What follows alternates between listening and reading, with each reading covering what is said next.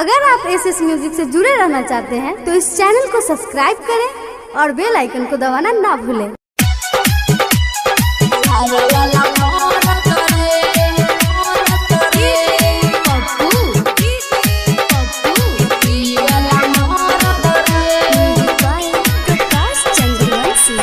चीते पटकल तो परल दवाई के गोजरे चीते पटकल तो परल दवाई के गोजरे हमरा देहिया में दिल बतौर तो बिहार वाला मोर तरे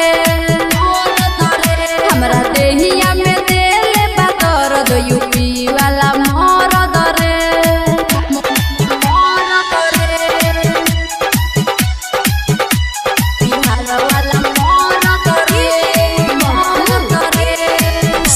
संगम रिकॉर्डिंग स्टूडियो साहिबगंज।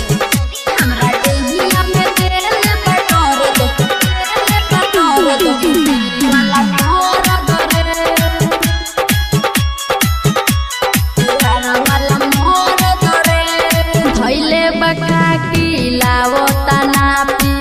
मन जता करते ऊपरे मारता चप चप धके कमरिया अजा मिलता रे खूबरे धैले बका की लावता नापी मन जता करते ऊपरे मारता चप चप धके कमरिया मजा मिलता रे खूबरे पीसे ना हरदी बाटे पे दर्दी लागे ना ओकरा तोर मरे हमरा देहिया में दिल बदरद बेतिया वाला मोर तरे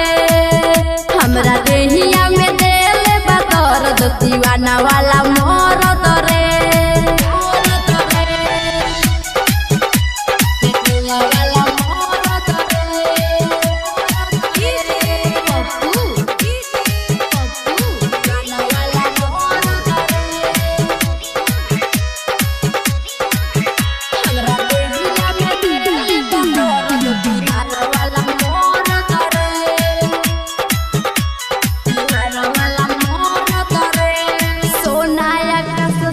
छोटकानी रहुआ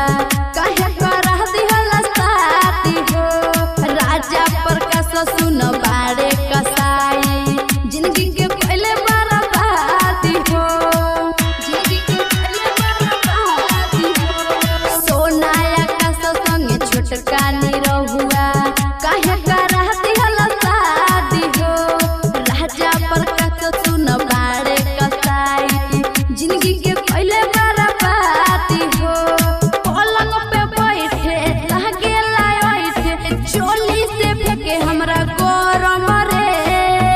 हमरा देहिया में दिल बदौरत बलिया वाला मोर तरे हमरा देहिया में दिल बदौरत छपरा वाला मोर तरे। Contact number 73526764।